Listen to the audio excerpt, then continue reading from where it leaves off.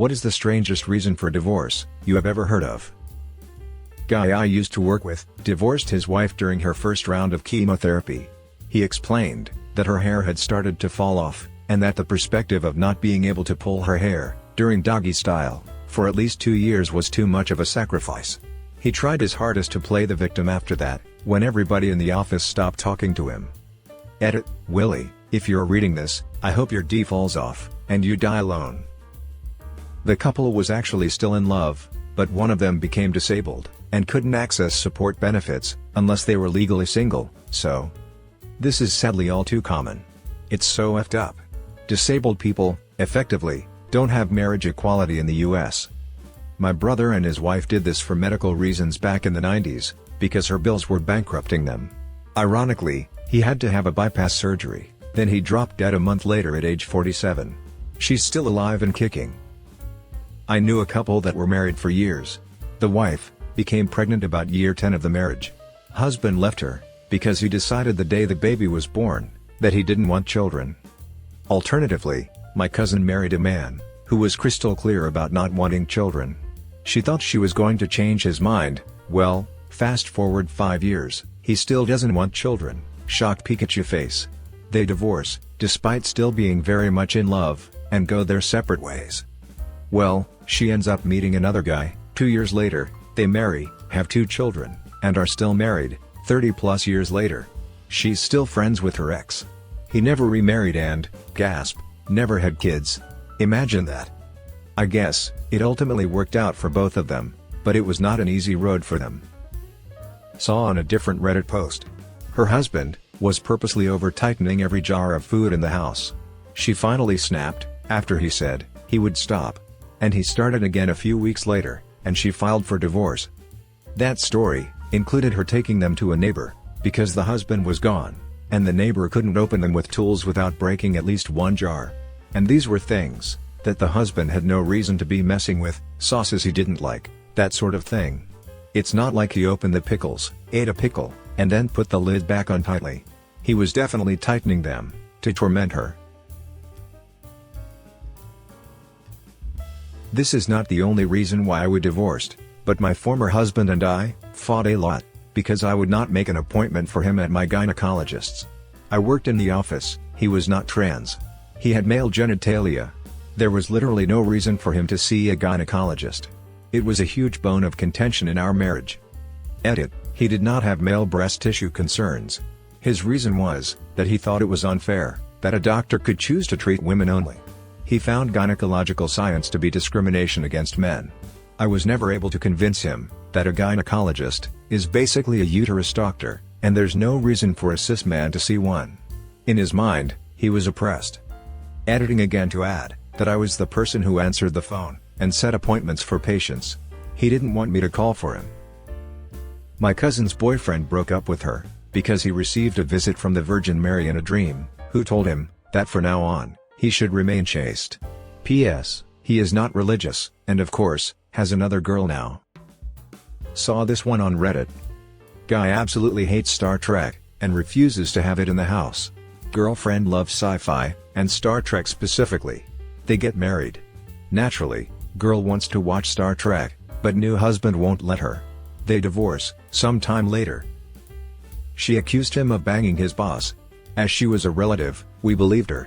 But I bumped into the bloke a few years later, and it turned out he had evidence of her sleeping with at least 4 different guys whilst they were married. She made up the story to save face. That was one awkward Christmas afterwards. Long ago, like way back, when I was just a tiny little pre-license, I had a couple who had differences about what the dude ate. Not because it smelled weird when cooking. Not because it violated her religious beliefs, or something. No, it was just the idea of him eating bacon, pork, ham, etc. And she wasn't Jewish, or Muslim. I suspected this issue was cloaking something much deeper, but I never got to find that out. I saw them for 3 to 4 sessions, and they vamoosed, and about 2 months later, she emailed, saying, sorry, but they'd had a huge fight over the Easter ham, and she'd had enough. She filed for divorce. It takes all kinds to make the world go round, I guess. There was a story on Reddit about a man divorcing a woman because she lived according to a very precise beige color scheme, and would toss out any item, including baby toys and clothes, that didn't fit that scheme, culminating in a bunch of lovingly knit sweaters the mother-in-law had made. It didn't help that this woman came across as utterly bonkers and abusive. So, that's that. In real life, I've seen mothers and fathers decide that parenthood just isn't for them, and bail out, dumping their kids in marriage, and disappearing.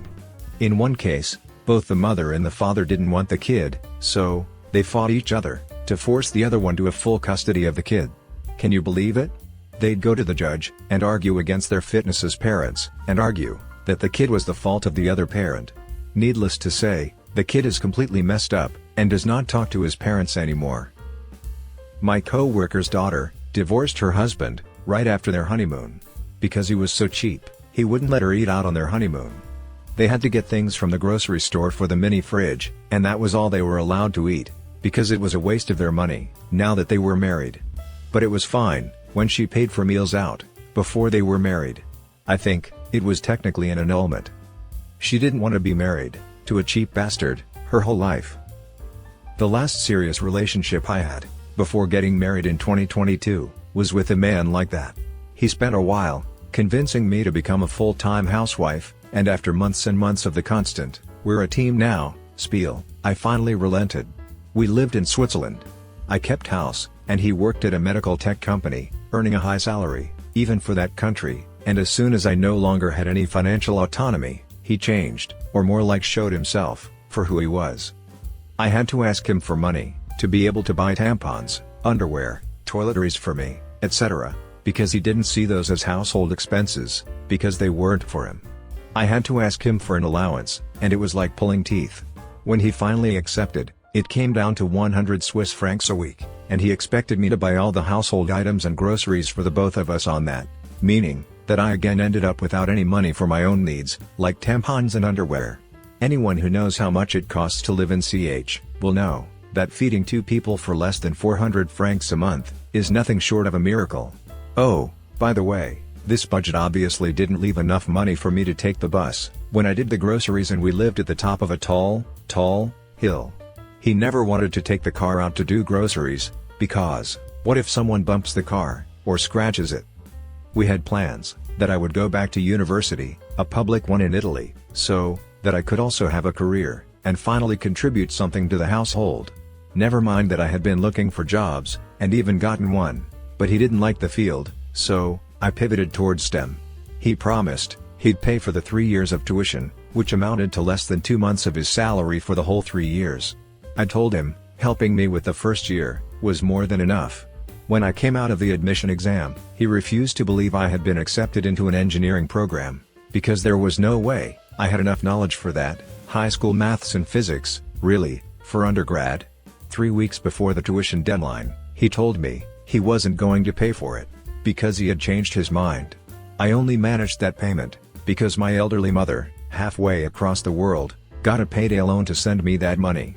Later he told me he promised he'd send me to school, only because he thought I was too stupid to even make it into school. This came after a year of living with him, and watching him throw tantrums at bars and restaurants if I refused to order the cheapest item on the menu, or pay for our 75 Swiss franc bill out of my 100 Swiss francs per week allowance, because he wants to feel appreciated too. He was making 7,500 Swiss francs a month plus bonuses, with an 8% income tax. I had no health insurance.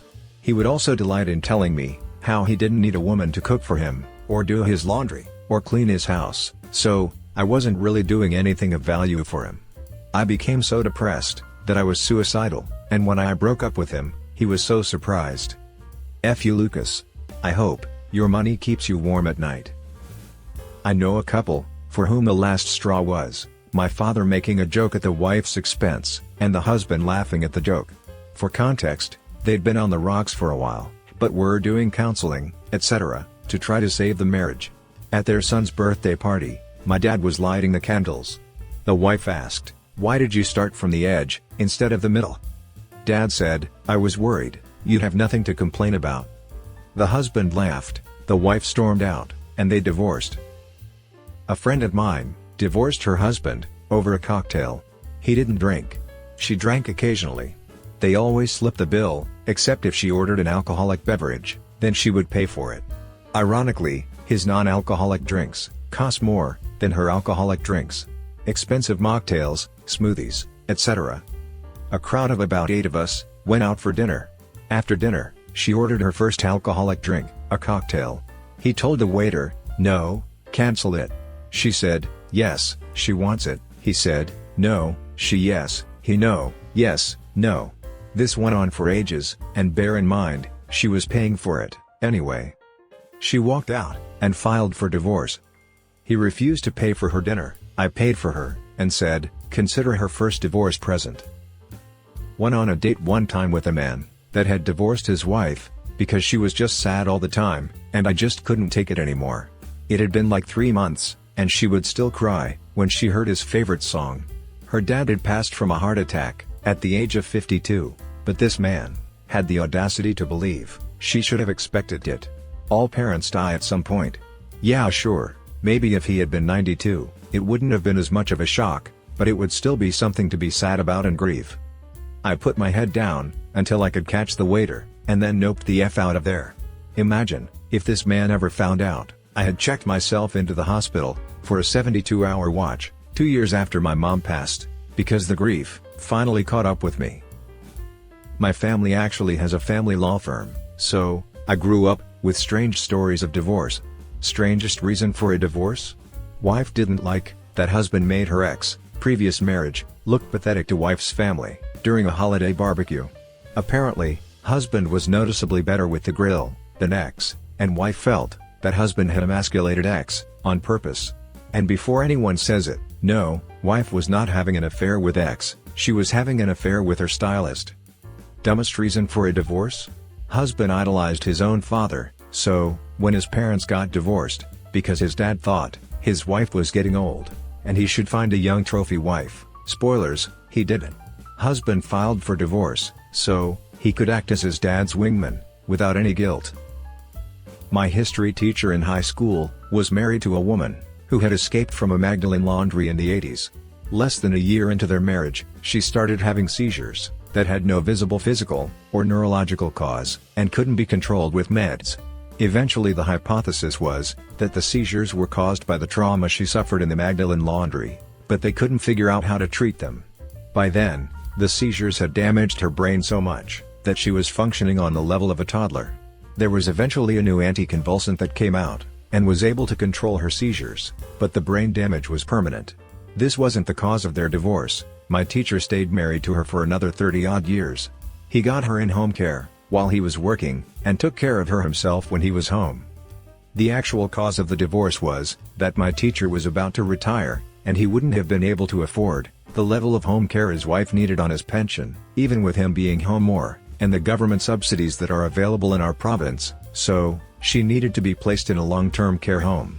Problem was, LTC homes, at the time, were prioritizing admitting people with absolutely no potential family support. The fact that they were married would have left her on the wait list for a spot in long-term care for 3 to 7 years. He had to divorce her in order to get her the care she needed. Probably not strange, but I'm hardcore thinking about leaving my wife for bewildering reasons. Last year, her bio dad passed away in an accident and left her a $100,000 inheritance. Before this, we had been living paycheck to paycheck. 3 months later, we were back to paycheck. As soon as she heard she was getting it, she had a new car she wanted, picked out the next day. We had 2 cars already, a 2015 Jetta, and a 2018 F-150. Neither with any problems. The check hadn't even been in her account for a day, before she had bought her new car, a $38,000 used 2022, I think, Audi, which she paid for in full. A couple months after, about the same time she'd finished blowing through the remaining $62K, she decided she didn't like it. And maybe I was right about it being too much. So, she took it back, and traded it in for a 2020 Jeep Cherokee, and took a $6,000 to $8,000, can't remember exactly now, loss on the trade-in value. Mind you, again, we had 2 vehicles in perfect working order. 0 issues. Oh, and 2 young kids, 5 and 3, who could have greatly benefited from, I don't know, us having an emergency fund, or maybe even just a few $100s in a 529 account. let alone a couple thousand. And that's just part 1. Part 2 just happened a couple weeks ago, when she turned that original $38,000 car into owing $18,500, after trading in the Cherokee for a $40,000 2021 Jeep Ranger that she spent even less time thinking about getting than she did the Audi. Didn't do any research. Didn't pop the hood. Didn't take it for a test drive. Literally, didn't even so much as open the doors, or peek through a window. And here I thought we were just going out to lunch. And then to just look. The Jeep's been having electrical problems, so I'm just curious, and just want to go look. I don't want to buy anything. But wait, there's more. She did this after us having had to emergency vacate our, legally her, cause of sick mother-in-law we care for, gifting it to her house after tornadoes flooded the house, and it became mold infested. 3 months ago. After thousands in unexpected costs, such as a hotel room for 2 weeks, buying necessities to make living in the hotel possible, rental deposits, etc. We are currently renting at $1,200 per month, while we figure out what to do with the house she insisted on keeping. Despite every professional we had out to look at it, and give us estimates, telling us to get what we could for it, and run as fast and as far as we could. Current total estimate to fix her house. $40K plus $165,000. The $165 for everything, foundation, drainage, mold removal, and damage restoration, and that does not include rebuilding costs. The $40K is the bare minimum we need to begin to have the foundation and flooding fixed, hopefully, though again, all the pros that came out told us the draining wouldn't be a long-term solution, and just a band-aid, before we can rebuild the interior. The plan had been to apply for FEMA disaster aid, $40K max payout, to pay for the foundation and drains, and rental assistance, which we did, and then put the amount we would have been paying in rent into a savings account, to start saving for the thousands of dollars worth of floors, drywall, insulation, etc., that we would need to do the demolishing and rebuilding ourselves to save us from the $120K estimated costs there. FEMA approved us for $10K, and 2 months rent assistance. We can file an appeal too, hopefully, maybe, get the rest of the $40K, and more months rent help. But despite me constantly reminding her, for the last month and a half, that we need to file, we're now 2 weeks away from the deadline of the 60 days, we had to make the appeal. And I highly doubt she's even thought about it again, since the last time I mentioned it to her a few days ago. But sure babe, let's take on a completely unnecessary, $500 per month car payment, right now. Man and woman. They have 3 or 4 kids. She was a big woman, and wasn't attractive. Husband worships her. Wife gets cancer. The weight just falls off her. She survives it, and a little weight comes back. Suddenly, other men are finding her attractive. She loves the attention. Starts going out to the bars at night, and staying out. One day, she sits hubby down. Tells him she can do better than him, since she now has more options. Packs her stuff up, and abandons hubby and the kids, like they had never mattered to her. Not a drop of regret. She said, cancer had given her a second chance at a better life, and she wasn't going to waste it.